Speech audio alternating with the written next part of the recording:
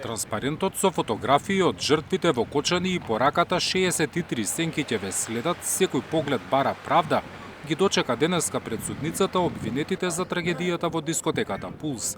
Родителите на загинатите сметаат дека е контрадикторно што никој не признал вина, па прашуваат дали тие треба да ги потсетат обвинетите зошто се во судница. Да ги потсетиме убииците на нашите деца, што направија, бидејќи на претходното рочиште тие се изјаснија дека не се виновни. Тие се однесуваат како тие да се оштетени, како да не знаат зошто се обвинети, како прв пат да слушаат дека дискотеката Пулс постоела. Никој од нив немаше ни грам совест и човечност да ја признае својата вина. Ни монструмот, ни син му, ни брат му, ни соучесници дали биле од прв, втор, трет ред, никој не покажа барем човечност.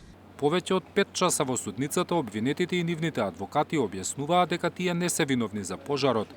Екс-градоначалникот Радко Димитровски рече дека бил единствениот кој уште во 2012 барал дискотеката да не добие лиценца.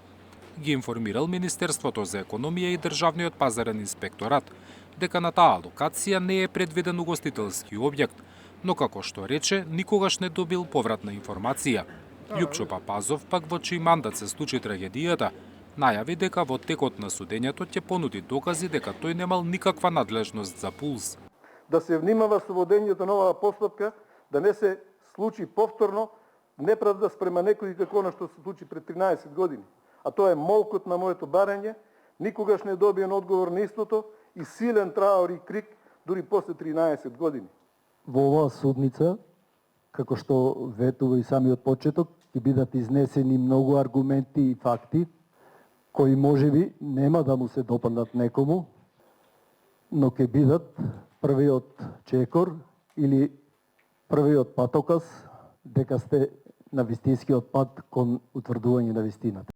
И тројцата градежни инспектори на општината тврдеа дека немале овластување да контролираат што се работи на објектот. Реконструкцијата тврдат се правела тајно и како што велат, трагедијата ја предизвикал пожар, а не градежни пропусти.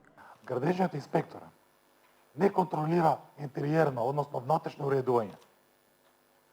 Не контролира дејност. Не контролира пиротехника, ниту безбедносни мерки од пожар. Тоа е надлежност на други институции. И обезбедувањето тврдеше дека немале никаква вина. Пиротехниката била внесена пред да почне нивното работно време, а немале ни законска дозвола да легитимираат дали гостите се малолетни. Да, имам само една реченица да дадам, криво ми е на комниот ден што не успеав да спасам повеќе луѓе.